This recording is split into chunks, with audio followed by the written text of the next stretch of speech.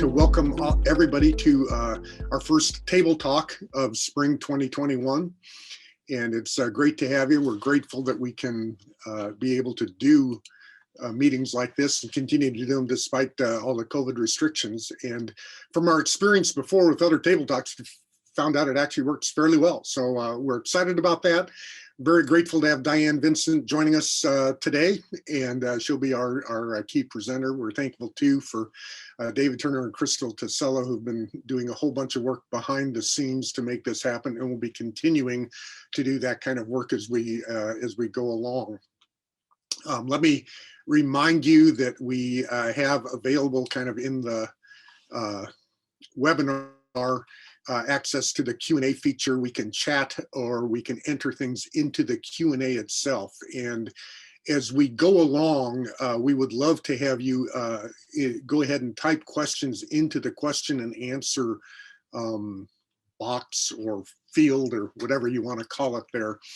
But you can click on that and we will have a time at the end where we'll be doing with questions and answers. But the nice thing here is that you can type them in anytime it comes to you. If there's something that's raised as we're talking, you can feel free to just put it in and we'll address them at the end, but we can kind of aggregate and process them as we go along, and that can be super helpful.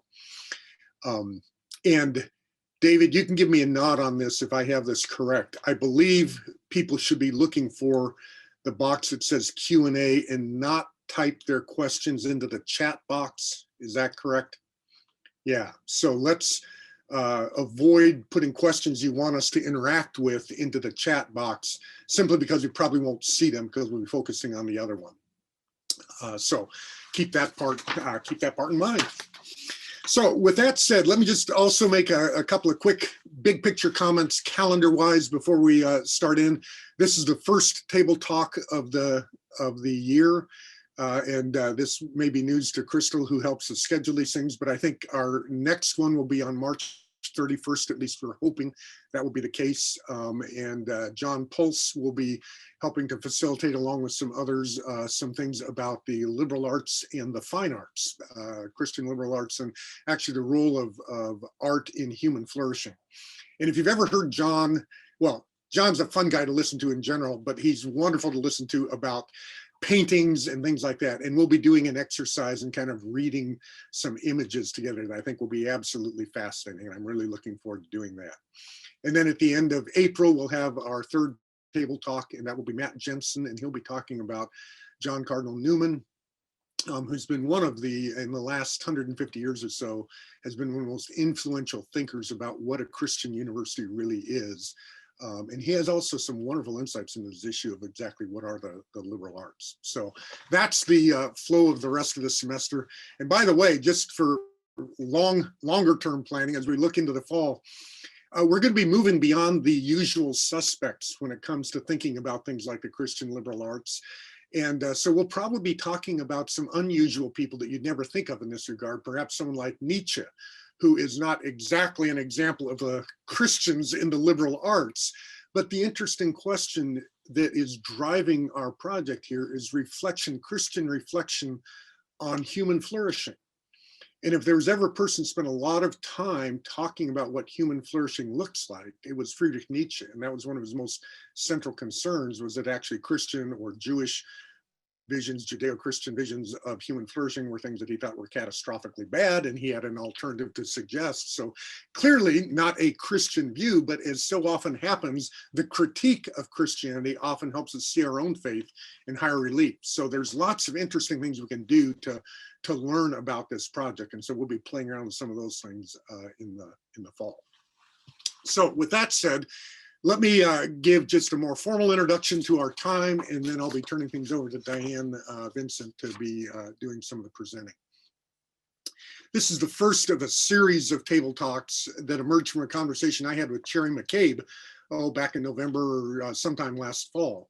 And Cherry has been leading our efforts relative to the core curriculum here at Biola for the past couple of years. And she's been working with a team that's been working on taking a deeper look at the liberal arts in general, and most particularly a Christian vision for liberal arts education. And this is an extremely important topic.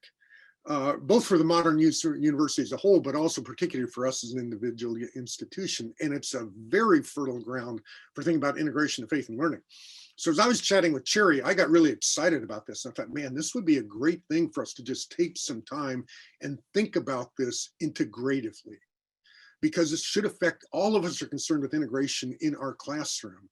And this aspect of that, this issue of our visions for human flourishing, are things that are absolutely pervasive. The reason we do the studies we do is ordering to make human life better. That's what we're about in universities in general. And for us as Christians, are a very distinctive Christian vision of that process of flourishing. So we decided to do that, and I'm planning on shamelessly using cherry picking some of the work that Cherry and her team has been doing, and no better example of that than picking up Diane Vincent to be able to be our facilitator for today, because she's been working with Cherry on this project, particularly helping to draft a statement on Christian liberal arts as in their guidance for the core curriculum. And so Cherry and others, Jason Wilson and others, have been working on this statement, and we were thrilled that Diane was able to do that. Before I turn things over to Diane, I'd like to make a few introductory comments, kind of clarifying this whole issue of what the liberal arts really are and what their connection to the Christian faith is. Liberal arts education has long sought to make good and flourishing human beings, not just to fill minds with facts. Human beings in that sense are image bearers, not factoid collectors. And to put it more simply, you might just say that education should equip us to succeed at the task of being human beings. And for a Christian, that means a particularly Christian vision of human flourishing, and that's that we, in effect, would be people who learn to bear the image of God well, that we succeed at it. And oftentimes, I think we don't think about image bearing or being human as an aspirational task. It's a gift we get from God. It's a thing that's already settled. But I would like to argue that that being human is a bit of an already not yet task. Absolutely, we are already human. There is no question about that, but our humanity has not yet fully flowered. And Irenaeus, ancient church father, puts this wonderfully well. Shortly before he was martyred, he was talking about his life, and he said, I desire him who died for our sake. In other words, he desired Jesus. I desire him who rose for us. Suffer me to receive the pure light. And when I shall arrive there, I shall become a human being.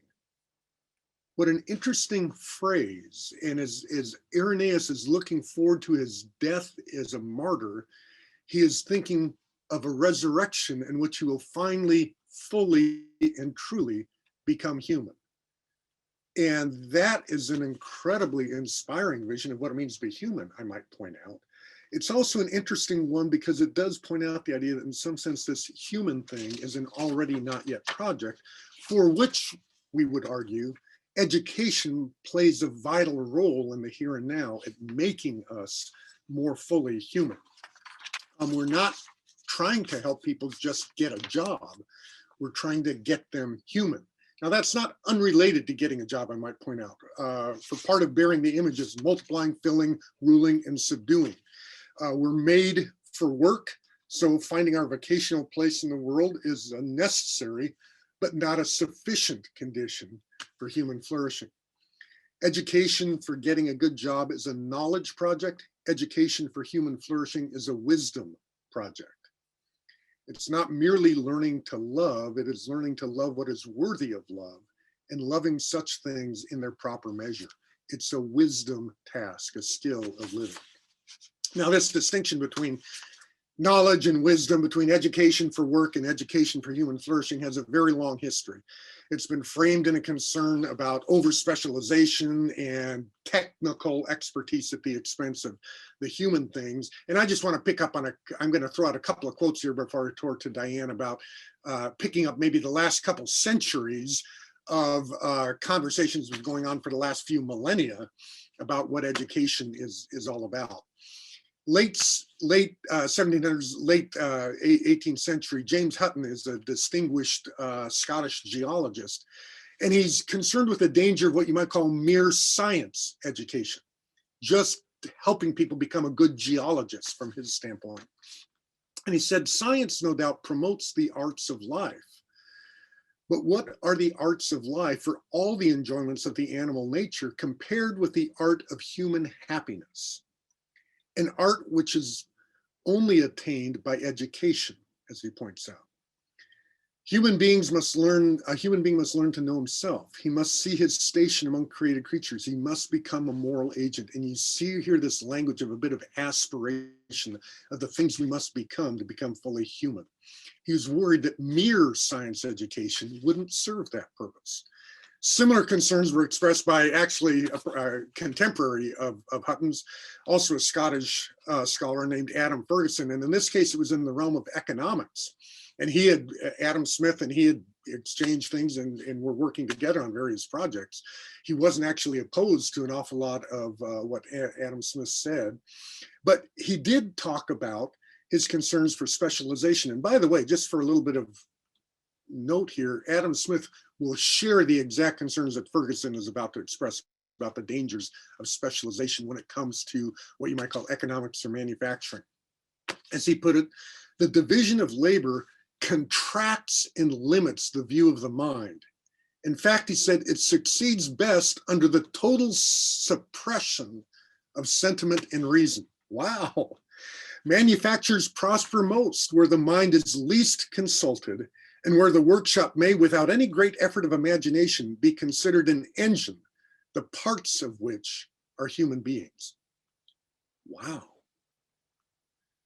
And finally, the danger of education for mere technique. And by that, I mean by technique, I'm using it here. Well, here's a way to describe it. It's the skill of knowing how to do things without knowing whether or not they should be done. And there's probably few things that are more dangerous in that sense than an education that offers us mere technique. The skill of getting it done without knowing whether or not, or caring whether or not it should be done. And the greatest example that I know of that is a man named Albrecht Speer, who was Hitler's architect. And taking his technical expertise in architecture, began building these wonderful buildings. He was extremely successful in his architectural, managerial kinds of activities. And he ultimately ended up being in charge of the entire Nazi armament structure and war production. And an interesting editorial was written by him about him in London in 1943. So in the midst of the war, they were reflecting on Albert Speer. And the writer in the London Observer said, Speer is in a sense more important for Germany today than Hitler, Himmler, Goering, Goebbels, and the generals. Speer is not one of the flamboyant and picturesque Nazis. He might have joined any other political party that gave him a job and a career. Much less than any other German leader does he stand for anything particularly German or particularly Nazi. He rather symbolizes a type which has become increasingly important in all the belligerent countries today, the pure technician, the bright young man without a background and no other original aim than to make his way in the world and no means to do it, but his technical and managerial ability. It is the lack of psychological and spiritual ballast and the ease with which he handles the terrifying technical and organizational machinery of our age, which makes this slight type go extremely far nowadays. This is their age. The Hitlers and Himmlers we may get rid of, but the Speers, whatever happens to this particular one, will be with us long. Let me just pick up on a quote from the very last paragraph there, the idea of describing Speer and his ilk as people who are lacking psychological and spiritual ballast. And I would like to suggest that the vision of Christian liberal arts education is exactly to nurture students of psychological and spiritual ballast, people of weight, and people who not merely know how to do something, but know whether or not that thing should be done. Now, having said that, I would like to point out that is not an easy or simple vision. And that is part of why we want to take several table talks to unpack some of that. There's no better place to start than by looking at the example of Augustine, and that's why we've asked Diane Vincent to come and talk about these things. So Diane, let me turn things over to you and you can stimulate some of our thinking a little bit more about what spiritual depth might actually look like for us in a Christian education. Thanks, Rick. I think I might throw some wrenches while I'm at it, just for fun. Well, thanks for coming. I'm pretty eager to share with you some of the insights and the challenges I've gathered from thinking through Augustine's place in the Christian reflection on the liberal arts tradition. Today's talk for me was a tricky bit. Augustine is such an integrated thinker that when you try to do one thing and then connect it to another, it connects to another and another, and you go in this big circle. So it's actually really hard to outline this talk because I kept kind of going in circles over and over again, trying to describe his circles, which are not tautologies, but actually this kind of integrated whole that he's trying to construct. So consider this not as the final word or even necessarily a comprehensive introduction, but a whirlwind tour. Or a teaser trailer for some of the thoughts that Augustine brings to the table when thinking about liberal arts education. By no means trying to be comprehensive here, just trying to get the ball rolling. So why is it that Christians keep looking to Augustine when they're thinking about liberal arts education? We've been doing it for about 1600 years. And I think one of the clearest answers is because he did it all. Like he tried it all, he has the scars to prove it. And then he looked back on it after half a lifetime as a teacher in the church. When he began, he stood in a position that's a lot like our students. He was from a middle-class family of modest means for whom a good education was key to economic and social advancement. That usually meant you had to leave home for your studies. His father was only concerned that he would gain skills in rhetoric and persuasion, and Augustine himself came to see his education as a youth as a kind of a career prep for law courts. So that just seems to describe most of our students to me. His father backed his studies as a canny professional preparation, and his mother thought, well, they probably won't hurt him, and it actually might help him convert to God fully in the way that I've been praying for. So he's not too different from a lot of our students. He also stood in our shoes. He was a professional academic paid to teach, but expected to gain promotion and impress his colleagues and other bigwigs with his skills in communication. And this slide I'll make a little bigger for you. So Augustine's attitude towards his schooling shouldn't sound too unfamiliar either. Sometimes he was the career-driven instrumentalist, only on the lookout for a valuable professional qualification or marketable skills. Sometimes he was even indifferent to those, just having a good time. In the Confessions, he writes, "The program for right living presented to me as a boy was that I must obey my mentor so that I might get on in the world and excel in the skills of the tongue which lead to high repute and deceitful riches. To this end, I was sent to school to learn my letters, though I, poor wretch, could see no point in them." For young Augustine, the law courts were where, quote, "I would earn a reputation, all the higher in the measure that my performance was the more unscrupulous." And by the end of book 3 of the Confessions, Augustine can only see vice dressed up as success as the outcome of his education thus far. "I was the ablest student in the school of rhetoric," he says. "At this, I was elated and vain and swollen with pride."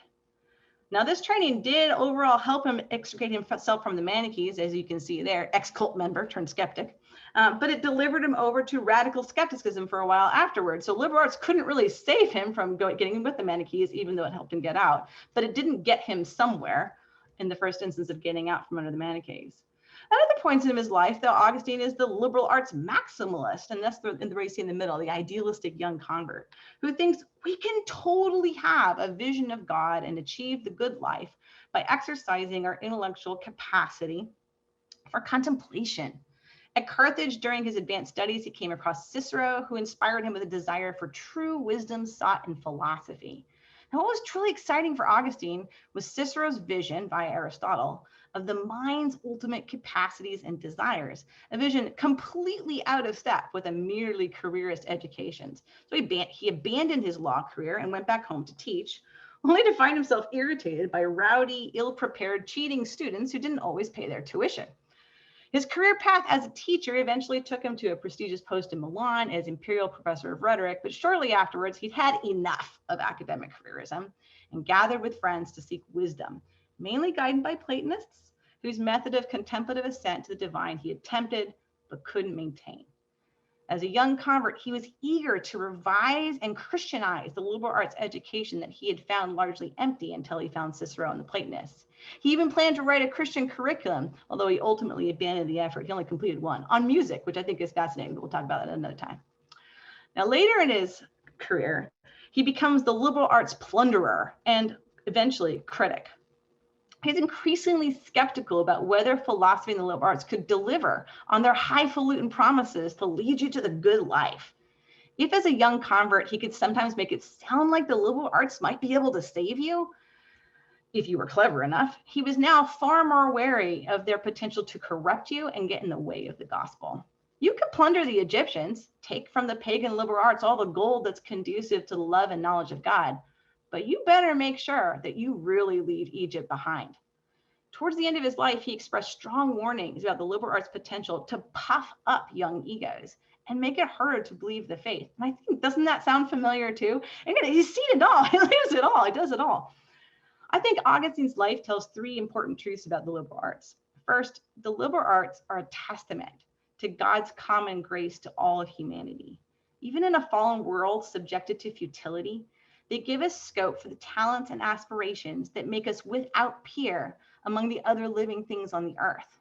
At their best, they aim to discover and elucidate the truth of the world, our place in it, and our relationship to what transcends us.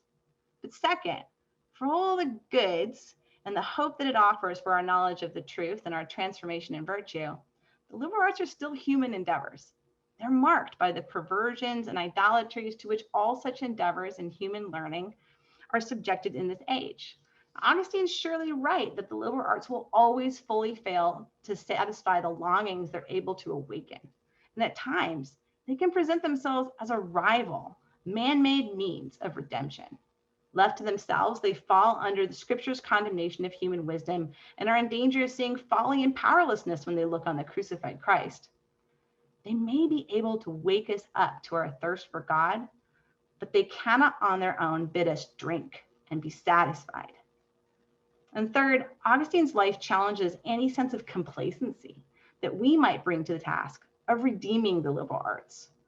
As Christians in the liberal arts, we confess its limits, not in order to wholly cast it off, but as a prerequisite to being able to transform it through Christ. But we should be aware of superficial baptisms of our disciplines or of our university life as a whole. Augustine wasn't persuaded a Christian veneer could do the job, but still, he anticipated Christians' ability to make use of the liberal arts as a right servant to our loving and knowing God and our work as ministers in this world. For he himself did this as a teacher in the church. So Augustine knew the perils, the possibilities, and the limits of being a student in the liberal arts tradition firsthand, but he also developed a powerful theological vision of what it can mean to come to know and love the Creator through knowing and loving creation. And I think this offers a pretty strong foundation for a Christian liberal arts university. It's here that we can find a fascinating guide to the ways that our search for wisdom is integrally connected to wonder and worship. Now today, I'm going to race through 4 motifs in his writing that I think have direct bearing on the practice of the liberal arts in a Christian university. The cosmic scope of the search for wisdom, the nature of the human limits in that search, the necessity of humility, and the primacy of love that touches on each of the others in their turn. Now first, Augustine consistently refers to this cosmic scope of the search for wisdom. For him, the search for wisdom has a particular goal. It aims at comprehending the unity of all things found in Christ. He consistently returns to an idea, something like what he expresses in his early work on order as a young idealist. The truly learned are those who, not allowing all the different realities to distract them, attempt their unification into a simple, true, and certain whole. Now, according to Joseph Clare, what Augustine loved most in the Platonic vision for the liberal arts was this kind of wholeness. As Clare notes, Augustine restlessly searches through his studies for one architectonic idea that will bring everything together, where there's a connection among subjects, a connection amongst the purposes of learning, and a connection between himself and all that can be learned. The ground and glue of creation in all its diversity and profusion and beauty is God, the ultimate subject of inquiry. God stands over and within all other subjects of inquiry. And when he becomes a Christian, though, Augustine's search is also driven by a biblical witness to something like this. And we picked this biblical pattern up when we were writing the Christian liberal arts philosophy statement, which I'll just give as a quick example here. In the first paragraph, the statement says this: the scriptures tell us that the search for the true wisdom and knowledge begins with the fear of the Lord, and that the end of that search is ultimately to know Jesus Christ, the image of the invisible God, through whom the world was made, and in whom all things hold together. Because we believe that in Jesus Christ, all things are reconciled to God, we practice the liberal arts confident that all created things, and therefore all disciplines and fields of knowledge, when understood for what they truly are, will lead us back to their creator. When we discern and enjoy whatever is true, honorable, just, pure, lovely, and admirable, we are led to see and glorify him who is all wise, altogether holy and good, and supremely worthy of our deepest love. Now, these sentences, they bring together Scripture's wisdom tradition with the New Testament revelation of Christ. They name Christ as the foundation of our task. Through him, all things were made, and its reach. In him, all things hold together. They tap into the shared testimony in Ephesians, Colossians, and Hebrews to the intertwined ways in which Christ, the image of the invisible God, is Lord over all creation and creation's true end. These scriptures tell us that Christ is he by whom, through whom, and for whom all was created, whether visible or invisible. He's the one in whom all things hold together, the heir of all things. He upholds all things by his powerful word. Moreover, God is reconciling all things to himself through Christ, and God's will is to unite all things in heaven and earth in Christ. In these ways, as attested to by the scripture, Jesus Christ himself is the one true principle of the search for wisdom, and therefore also bringing together all the disciplines for the sake of the right worship of the one true God. It's precisely because God is creator of the heavens and the earth that we can know that we can truly see and all that we can truly see and discern about the heavens and the earth ultimately comes from him. As 1 Corinthians notes, there is no created thing which was not made by him, through him, and for him. And therefore, there's nothing that exists outside of his providential order. Even when we see things as they have been scarred by human evil, we can study them confident that the good creator is also the redeemer and the Lord of history, reconciling all things to God. All things that we can truly come to know are under his care, subject to his rule, and redounding to his glory. Our knowledge of the finite world cannot directly reveal our God because his eternal nature and power have no equal. But Romans 1 tells us our knowledge of particular things is capable of pointing, precisely because they're limited, to the supremely perfect and only God who has clearly been perceived in the things which have been made. And of course, we've been made for him who is worthy of our deepest love, for it's he who makes all lovable things. So this kind of cosmic scope, right? You can hear it just like resounding through the scriptures of the search for wisdom. And what this means for the liberal arts is that knowledge of creation cannot be merely instrumental, but actually was meant to be oriented to Christ. We don't subject Christ to our quest for well-being or the good life under the sun. We subject our use of creation to loving and knowing him.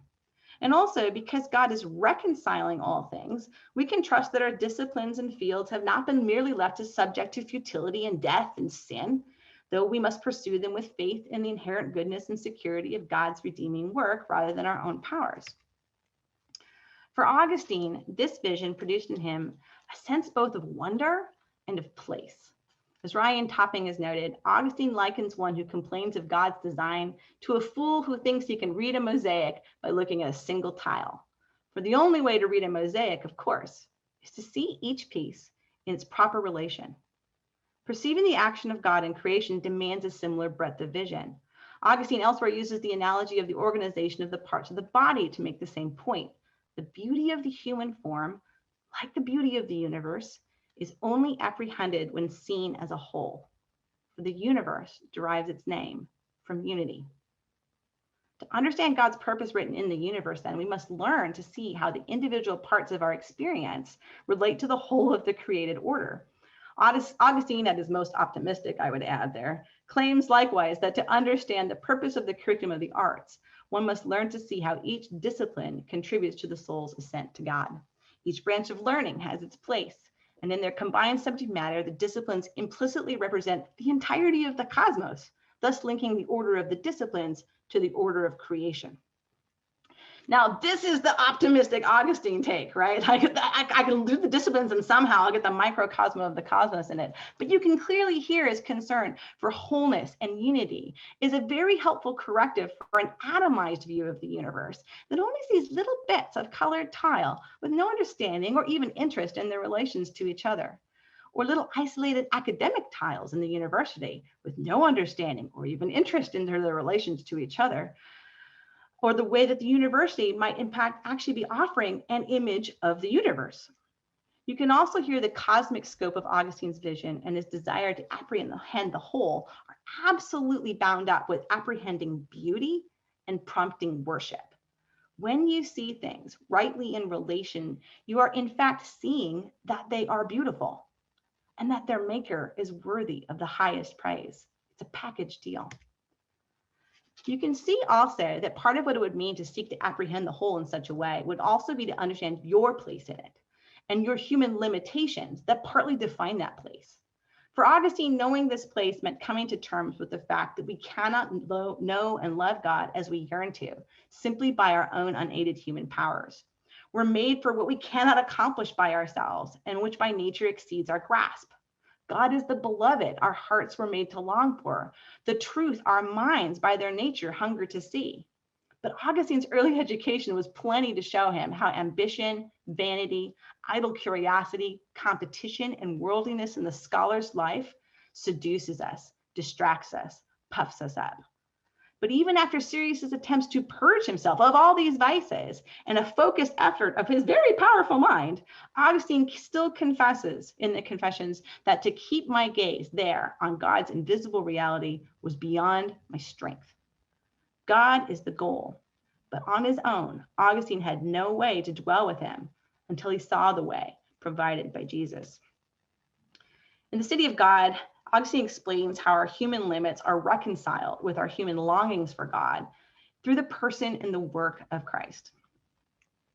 And in order that the mind, as he writes, might walk more confidently towards the truth itself, God's Son, assuming humanity without putting aside his godhood, established and founded this faith that man might find a way to man's God through the man Christ Jesus. For it is as man that he is the mediator and the way. If there is a way between the one who strives and that towards which he strives, there is hope of his reaching his goal. But if there is no way, or if he's ignorant of it, how does it help him to know what the goal is? The only way that is wholly defended against all error is when one and the same person is at once God and man. God, our goal, man, our way. And again, notice how the biblical testimony transformed Augustine from his failed Platonic assent to embracing the gospel that Jesus proclaimed about himself. I am the way, the truth, and the life. And if truth himself comes down to teach you about himself and help you know himself as the way to life, well, then you have an entirely new relationship to the truth than you would have had with only unaided human reason. Now, there's a couple implications that I see for the practice of the liberal arts here. First, our endeavor needs to be marked not only by reason, but also by faith-seeking understanding, which I think is something that we all warm to and already pursue. Our human limits demonstrate our need to be taught by an authority, the man from heaven, who can perfectly testify about the truth, and not just the truth about himself, but the truth about all things and their relations. And second, reason needs faith, because without it, reason is in great danger of turning on itself in despair and abandoning its vocation to transcendence. We can see the danger of reason's despair in our secular university counterparts and their flirtation with irrationalism, radical skepticism, or materialism. We can see it also lurking inside our own disciplines as they rule out transcendent inquiry or discussion from the get-go. And we can certainly see the despair of reason on Twitter and Facebook. And this leads us to our next motif, humility. Key to practicing a distinctly Christian liberal arts is humility. Without it, even the most brilliant human minds will run in circles and eventually run out of gas, just like Augustine did. Humility is what enables us to submit ourselves, to learn from authority instead of insisting only on our own reason.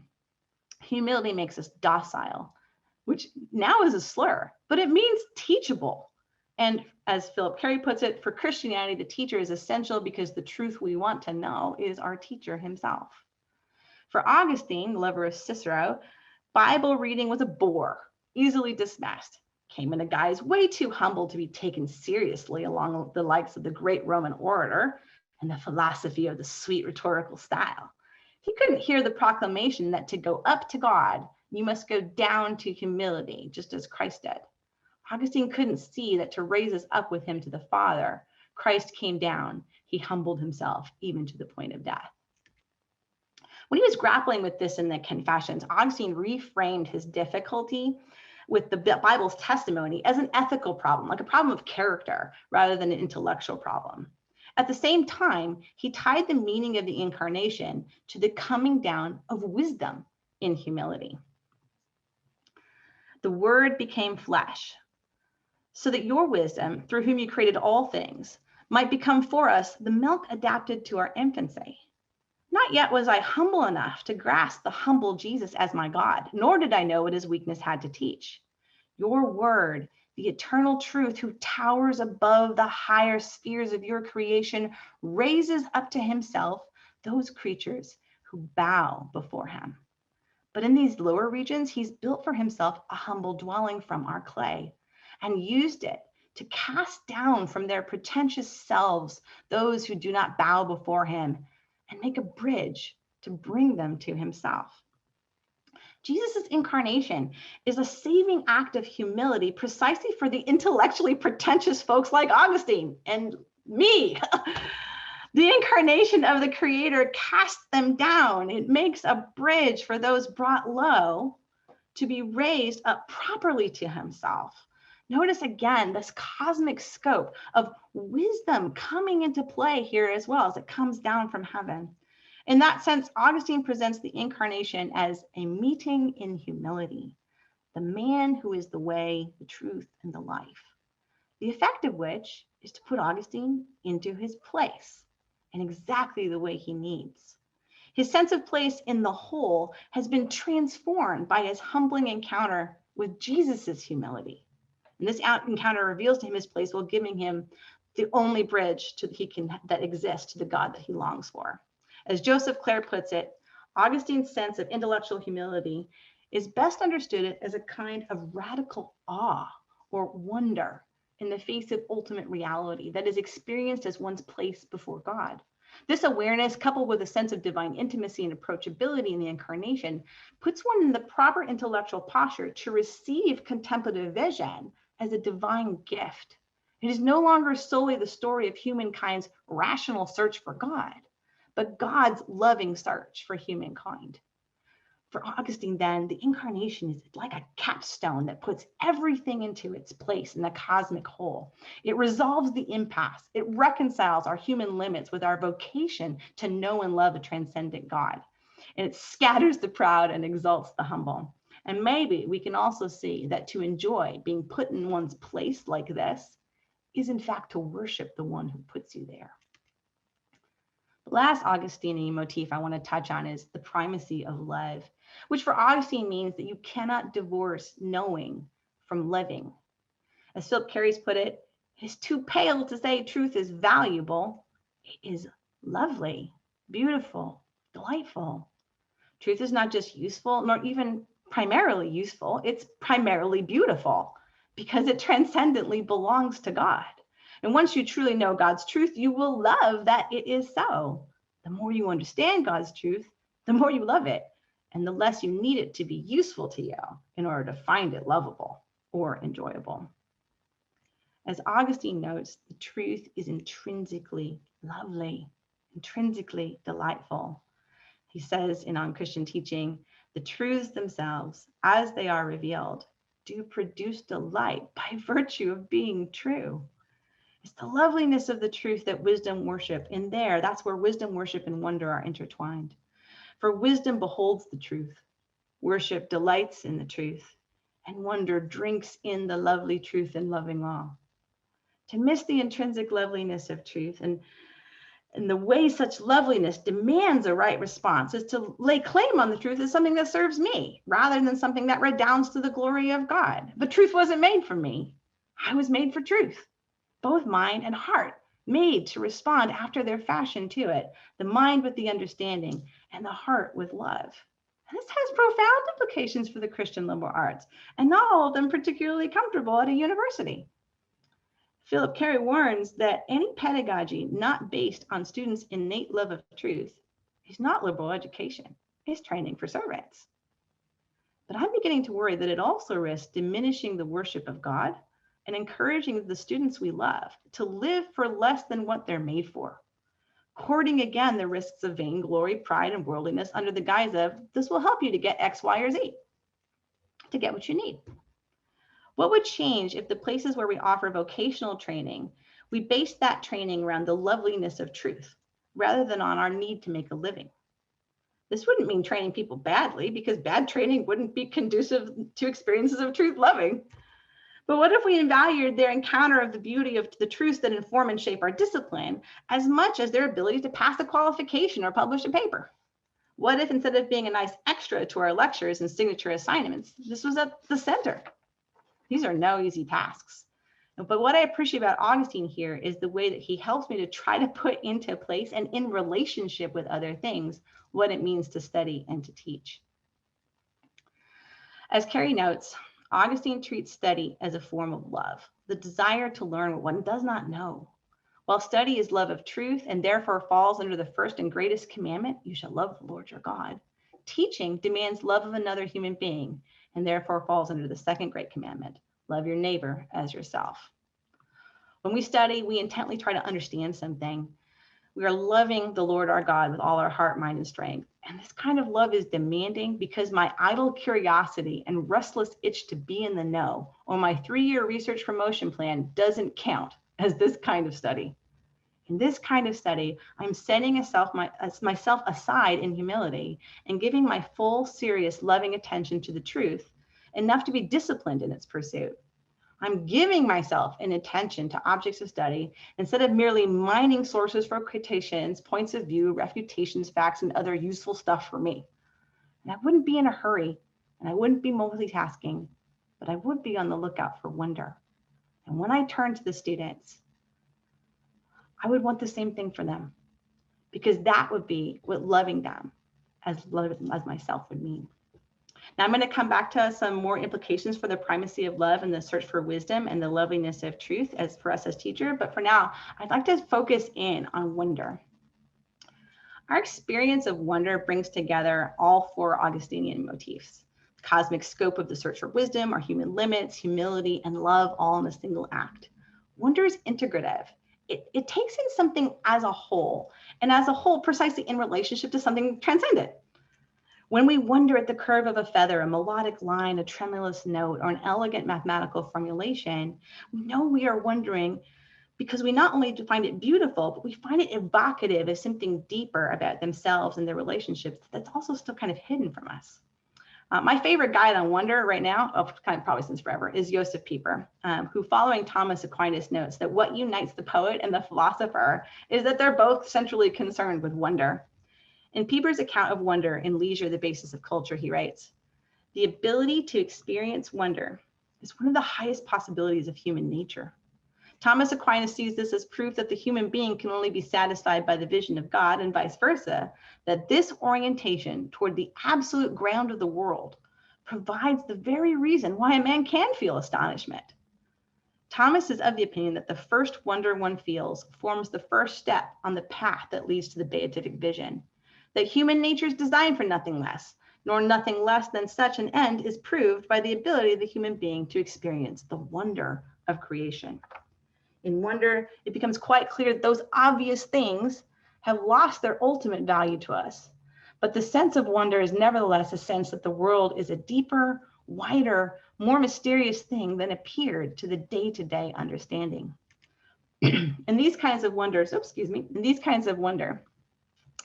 it disturbs our comfortable sense of the obvious in order to make possible a new and deeper rootedness. It disrupts our habit of seeing the world as raw materials for human activity, transcending our workaday habits to see the world again as creation, as something worthy of reverence for which it is fitting to adopt a posture of a purely receptive gaze on reality. Such wonder doesn't scorn the everyday. It just displaces our habitual modes of being in relationship to it, so that something not so obvious occurs, something suddenly strange and arresting. As Pieper says, one who experiences wonder is one who is astounded by the deeper aspect of the world, cannot hear the immediate demands of life, if even for a moment, that moment when he gazes on the astounding vision of the world. He's no longer blinded to the miracle of being. The wonderful fact that something exists is suddenly like unfolded to him. So such wonder immediately puts to shame our tendency to enslave ourselves to material well-being and to imagine that we can divorce knowing from loving. In wonder, you're seeing something in a way that makes it impossible not to love it and to not, to some degree, love him who made it. It stirs the heart and the mind at once and draws it towards an act of worship, an acknowledgement of God's providence and the way that he is the giver of every perfect gift. It puts you in your place. It makes you feel small, but in the right way. It humbles you by getting you out of the way so that something beloved can be received as a gift and recognized as a mystery. Wonder doesn't care about utility. It revels in enjoyment, and yet it makes demands on you too, almost like a kind of obedience. It's arresting your attention. It makes you stop, come and respond to the true value of something as creation, not just raw material for something you could do. You can see then that cultivating the habit of wonder can help to ground the liberal arts in humility and prevent their corruption by vainglory, worldly ambition, or mere careerism that aims only at earthly well-being. What I'd like to do now is run some examples of the role of wonder in the work of two very different artists whose capacity for wonder brings together various disciplines in the liberal arts in their work. Fingers crossed we'll do two. If not, we'll do one. Let's start with Robert Lang. So Robert Lang is a physicist and origami artist who unites his experiences of wonder in nature with the beauty he discovered in mathematics to create intricate works of art folded from a single piece of paper without cuts. Through his use of mathematics, he's developed techniques and fold patterns that have enabled origami artists to realize subjects like insects that were previously thought impossible. As Lang puts it, although most people think of algebra and calculation when they think of math, fundamentally math is about patterns and relationships, forms and information. Mathematics involves elegance, surprise, and even experiences of something sublime, like Euler's identity, which is the formula I put up in the top right corner there, which has been called the most beautiful mathematical equation in the world in its breadth, simple elegance, and capacity to put into relationship things surprisingly and deeply foundational about the cosmos. Now, the trick with that formula, though, is that the beauty of what it is only really made manifest when you have a deep understanding of it. But the more you understand such an elegant equation, the more beautiful you find it. So we shouldn't be too surprised that those same qualities of elegance, discovery, and wonder in mathematics find a ready dance partner in the art of origami. As Lang puts it, when I'm folding, it's like working with an old friend, like dancing with a partner whose moves I know. I explore the math, develop the equations, solve the equations, create the folding pattern, and then I find out what it looks like. And often is not. It's beautiful. For Lang, the experience of wonder bookends his art. It occurs at its origin and its end when he finds out what it looks like. It invites habitual wonder at paper, which is uniquely capable of remembering creases and folds. The joy of taking something flat and making it not flat, a 3D representation, and the delight and wonder we feel in seeing and creating intricate patterns that resolve into an unexpected unity, like a rhinoceros, that itself brings delight. What's even more fascinating is that it turns out that nature uses the same folds and has some of the same goals as engineers, as for example, when it flat packs the fronds of leaves. Something that is wondrous in itself turns out to be rather useful, whether in solar arrays, nano injectors, or collapsible heart stents, which you see here. What Lang has shown is there is incredible possibility for discovery and innovation when one is just futzing around, having a good time. Not immediately motivated by preconceived ideas about something you might want to use someday, but attending deeply to the possibilities and mysteries inherent in something as simple as a piece of paper. As I pondered Lang's work, I began to wonder about his loves, those two loves he said, love of nature and the love of the beauty of mathematics. Are these two different loves, I asked myself, or not? Are they the same? And I put it to you that fundamentally, they're not. Lang says his best designs only come after a very close look at the natural subject and reality. He says, if I take a shallow look, I might design something and say, that's just not right, but not know why. But if I look really closely, I see elements that I missed before and turn out to be key. I could just design from books or internet pictures, but there's something about seeing the real thing close up that touches you deeply, that gives you a perspective one can't from simply images. And I think that what he's describing here is an act of wonder that touches both heart and mind, so that you can make a judgment about what shape or curve is essential to rendering this thing so that it shows how it was revealed to me. As Lang says, the folds I spend the most time on and effort on are the ones that most move me when I saw the real thing. A bird is wings, a head, and a tail. And if you want to be fancy, feet, and that's it. And a cactus, well, that's a blob with spines. But the emotional response I get when seeing a real soaring red-tailed hawk or a cactus in flower, that's what I want to capture in the fold. And I keep working, and I think each time I do a new raptor, I get a little better at capturing that emotion. The love of pattern and relations that draws Lang to math is also what draws him to rendering natural subjects in origami. I think this gives us a glimpse of the wholeness that knowing looks for, the interconnectedness of truth. Essentially, Lang is testifying to an Augustinian vision of a world of patterns and relations, forms and information, and shows that this vision is itself beautiful, and that wonder at the real, unfolded by both nature and math, drives his making and discovering beautiful things. The artist is coming to know and love a creature that is in relationship to himself, other things, and God. Not a thing in the abstract, but a creature in all of its dazzling particularity, relationality, and inner mystery. Now, for the sake of time, I'm going to skip Cuccinelli, even though you're really missing out. Italian, Kashmir, medieval village, really awesome. So ask me later. But for that, I need to move my papers as well. What's exciting about Cuccinelli, just in a brief snapshot, is where Lang is absolutely taken up with the wonder of and beauty of math and nature. Cuccinelli applies that same thing to the human person, to man himself. I think that the whole basis of his fashion business is man is a wondrous creature capable of transcendence. And how do I make that something that infuses the business at every level, from the worker, the product, to how we care for customers and what we're making for them and how we think about how this will impact their life and their children's lives through cashmere sweaters. The importance of, he continually comes back to the importance of the sky, the sort of looking to the sky, or being able to see the sky. And it's an easy to see as transcendent take on creation and his commitment to cultivating human capacity there.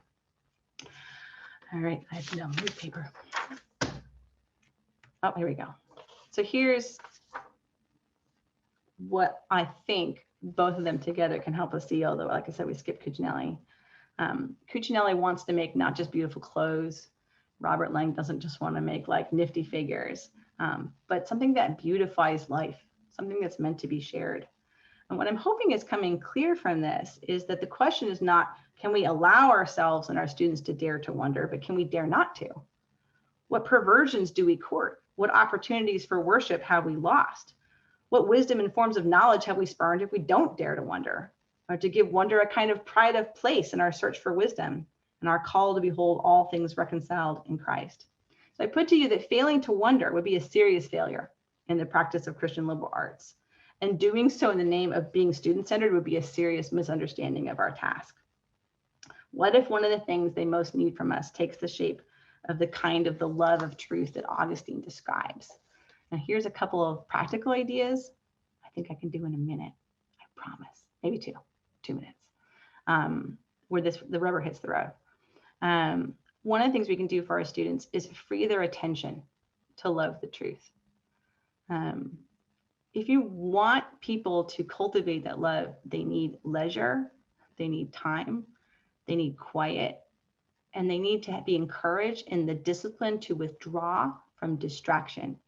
And not just for the sake of get the A, but for the sake of encounter. So how is it, or ways that we can help them free their attention, train their attention to just sit, to encounter, and to receive. So an ethic of this in higher education, says Philip Carey, would be to emphasize the value of students learning to be quiet and to be alone. Do our courses help free our students' attention for love, to stare at something, to be quiet and alone? And how would we do that? And secondly, and this one may be more controversially, Philip Carey says teachers should care for their studies first and their students second. How else could they teach the most fundamental thing, which is love of truth? Since teachers teach by example, their most important obligation is to study, to love the truth for its own sake, so that their students may learn to do likewise. And this is where unselfishness in love enters the picture. For the love of truth is a form of charity, a gift from God. And God gives gifts not simply for the good of the recipient, but for the good she may do to others. He points out that free time, like what am I doing with my free time? Actually is linked to the word for scholarship. So scholarship used to be what you would do in your free time, as opposed to the thing you would do so that you wouldn't feel guilty about the things that you weren't doing, and promotion points and participating with your guild and all that kind of stuff. So it used to be that there was a freedom there, that embracing free time was the essence of this kind of study. And with the place I could see this in the university is, what if sabbaticals weren't always tied to products, but were tied to freedom?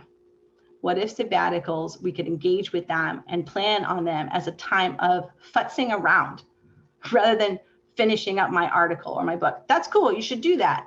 But why don't we also value I just kind of want to read for 4 months stuff. I don't know yet what, maybe kind of about this thing. I will find out as I go, because I'll see what captivates me, and I'm going to give myself to that when I go. That sounds really risky, I suppose, but I think it sounds exhilarating, and it would be the right kind of thing, the right kind of cultivation of love of study. That's not the only way to do it, but that is one way, and one powerful way. I have stuff about paper grading, but I think I'll wrap it there, in the sense that what that kind of freedom, taking that kind of freedom, can offer to us as people who are trying to guide others to love the truth, to find the truth beautiful and lovely, is it allows us to practice that and cultivate that in our own lives. And in this way, we would imitate when we're giving it to them, right? When we care as much, like in a student paper, which is often quite fuzzy and hard to see how the parts relate to the whole, our willingness to continue to look for those parts and to cultivate whatever insights they have, and then to free them to pursue them with love, is a way that we can imitate Christ's loving humility and make it manifest in the world. Thank you very much.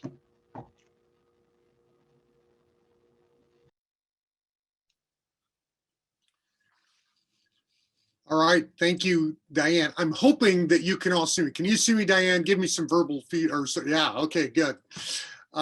Thank you so much for sharing. We already have a key question in here from Matt Jensen, who's wondering, why is Diane Vincent so cool and so smart?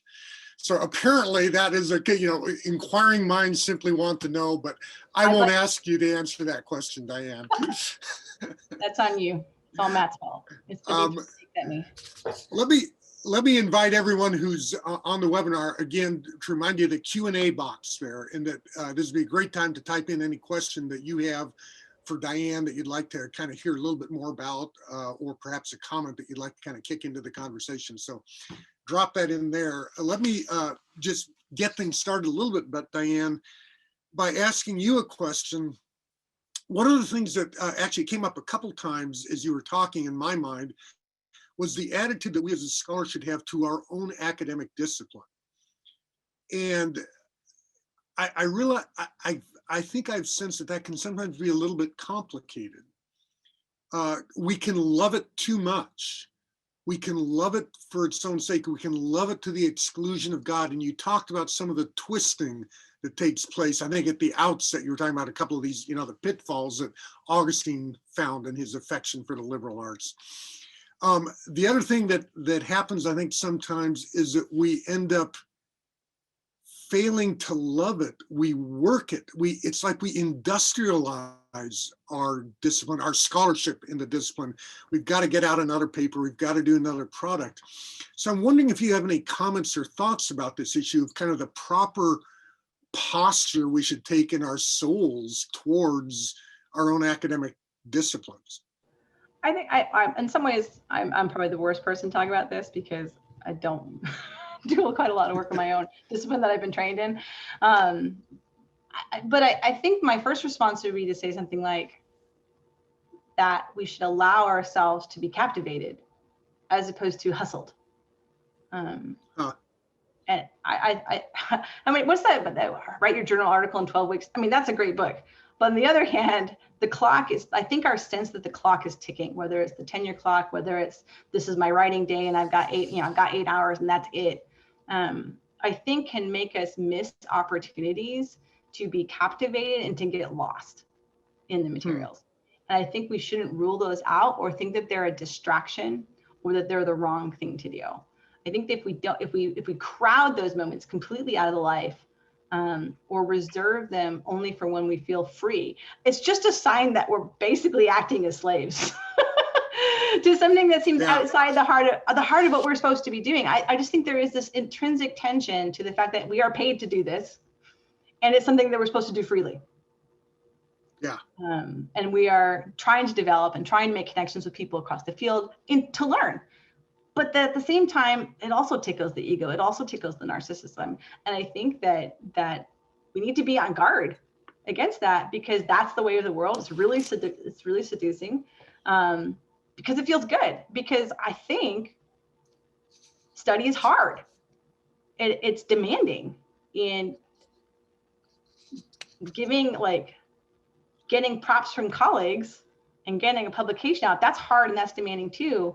But it's hard in a different way, and the rewards are really different. So I would hate it if we were always getting that other kind of reward and never getting, or starving out, maybe not never, because I think that's over exaggerating, but starving out some of the intrinsic delights of the reward. And I think the rule of thumb I would say is like, if you're still experiencing like intrinsic delight in your studies, in your research, then you've probably got a good balance going. And then just, we're always trying to be aware of not being jerks and becoming vicious. That I love that phrase actually you're using there, the intrinsic value. And I think about the goods intrinsic to a practice and the goods extrinsic to a practice, and the danger of taking our scholarship and getting these goods that are external to the practice, like praise or money or, promotions or things like this, that are part of the framework of being a scholar in terms of getting paid or getting advancement or getting tenure. But the task itself, intrinsic to the task of scholarship, is really the things you're talking about with wonder and delight and discovering truth and appreciating the things that you would get that delight, even if you weren't vocationally a scholar, you'd be savoring that taste. And I guess maybe part of the challenge is developing a taste for the right things in our discipline, the intrinsic goods as opposed to the extrinsic goods. Yeah, I mean, how weird would it be if Robert Lang said, I just want to stop folding gorgeous hippos and mooses and women playing organs and entire cuckoo clocks so that I can make nano injectors and solar arrays. You just think no, it's awesome that the thing that you do also goes for that. That's so cool. But you would never want that to be at the expense of the sort of intrinsic loveliness that you find here. And now I actually think the nano injector, that is also intrinsically lovely. That thing is cool. You should go look that up. Yeah. I don't think we should totally kind of really separate them, but it's all about are you an artist of the mind? I think. Why would an artist of the mind let go of the joys of their art? Yeah, it would seem like a sad trait to do that. Hey, here, interesting question from Lori Wilson about this. She says, it seems like a proper understanding of the unity of the disciplines would also lead to a unity of the faculty among the university and an excitement with each other's work.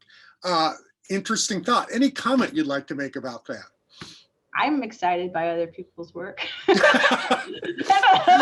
Yes. Well, so let me complicate that. It seems like it is enormously common. I would include Biola in this, but I don't think we're uniquely this way, for there actually be a lot of territorial combat within a university. Yeah, but that's not really about work. That's not about study. That's always about all the other stuff. Actually, I actually think that if you made a friend who's not in your own discipline, who does something nifty, and you've got to be friends with them so that the love that they have for that, they actually were willing to come and sit down for an hour. And with Jason Wilson, if you could come and say, remind me, why is Euler's constant the coolest thing in the universe? Why does that make mathematician's heart burst with love? I would be a better person. I would love Jason more because he's now, I would have that gift of gratitude that he's given to me. He would be like, kind of like condescending to me in the right way by helping me understand this. And it would bind us together. And I think in that sense, all the other stuff, like us being bound together in the way that Lori's describing, giving and receiving, I think it does actually help with some of the ways in which we experience friction when we're just rubbing elbows about resources. And we're gaining, in that sense, a delight and a joy in our heart by hearing the other person's work. We're suddenly go, oh, they have opened up for me this whole new realm that I knew nothing about, would have never appreciated. That's when the thing that they're sharing, and this is why Jason Wilson is the perfect example, the thing that they're sharing, they're genuinely, absolutely taken with. Yeah. Yeah. Yeah. You talk to people who know ballet or wine or, music or things like this. I'm listing off a variety of things that I have no knowledge about myself. I have like this inability to appreciate, and I always marvel at the incredible delight people have in these things. And when you listen to them talk, you often discover there's really something there. They're not actually just making it all up, but I never had eyes to see it. So perhaps the gift that the different faculty members is that gift of the eyes to see. Yeah. That's great. Another interesting or question that came up here is how can we facilitate these conversations more and collaborations more? Is this a thing, part of what I think of is attaches to just curiosity. And maybe, I don't know if curiosity and wonder are attached to each other, but what are some of the things that we can do to foster these kind of collaborative efforts between different faculty members? Yeah, that feels like a structural question that's above my pay grade. Well, I'm thinking, we have a lot of contact informally, or the opportunity for with one another. What do we do to help make that be part of that, kind of daily? Well, I guess once we're done with the COVID thing, so my daily activity doesn't involve me just bumping into the four walls of my room, but bumping into other faculty. What are the things that we do to really foster that? I think one of the things that I've really enjoyed about being part of the Torrey faculty is the sense that you could walk along a hallway and stick your head in someone's office and strike up a conversation about whatever it was that they happened to be reading that day. Huh, okay. So I actually think that our willingness to be interrupted, our willingness to have a door that's open, our willingness to sort of say, hey, what you working on? Which maybe feels awkward, but honestly, it's like one of the intellectual joys of our as teachers, partly because we are kind of, tossing on the same books, but I learned so much from the books that we don't read together, but we just happen to be reading on any given day in the office. And the fact that we want to just talk about them, and I just want to learn. To kind of cultivate that spirit just in a hallway by just doing it.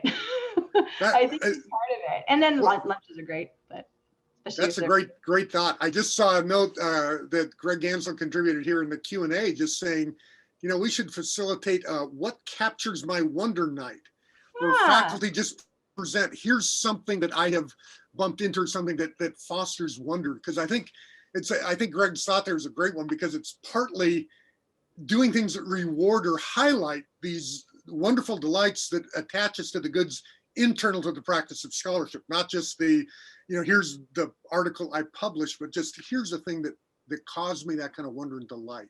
Yeah, and I think that doesn't have to be restricted to what we happen to call our home discipline. Oh no, yeah, exactly.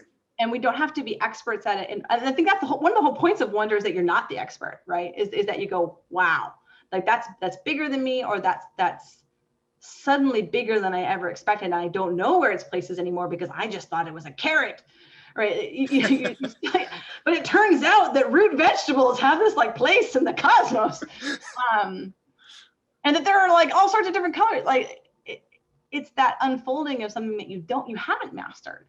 That in fact that you're sort of in front of it. So in that sense, if something like that, it's great to do in our disciplines, because that's just fun. It's fun to offer expertise to each other. Or just our obsessions. Like I think faculty tend to this is like one of the things that unites us all, is that we all obsess about things very easily. Like suddenly, I think I get interested in this thing, so I need to now read everything that everyone's written about it. we're all like, a lot of us are like this. This is partly why we became professors, is so that we could be paid to obsess in these ways. But it also means that the mind is ticking along in these ways in lots of arenas in people's lives. And I, for one, am 100% interested to know all of your obsessions, because they might open a window to wonder for me, like a new thing that I could learn from and also join your obsession with. Yeah. Well, that's a great thought, and perhaps with that we'll wrap it up. So thank you a ton, Diane, for your investment at this moment. But I want to thank you too for I can't imagine the number of years of thought, reading, and reflection that went into giving us this 30 or 40-minute overview of Augustine. And so your study has been a gift to all of us. And I just want to acknowledge that and say thank you for blessing us by sharing the fruit of your labor and your wonder. So thanks a ton. I would also say, just as a note, that was mostly something I did in my free time.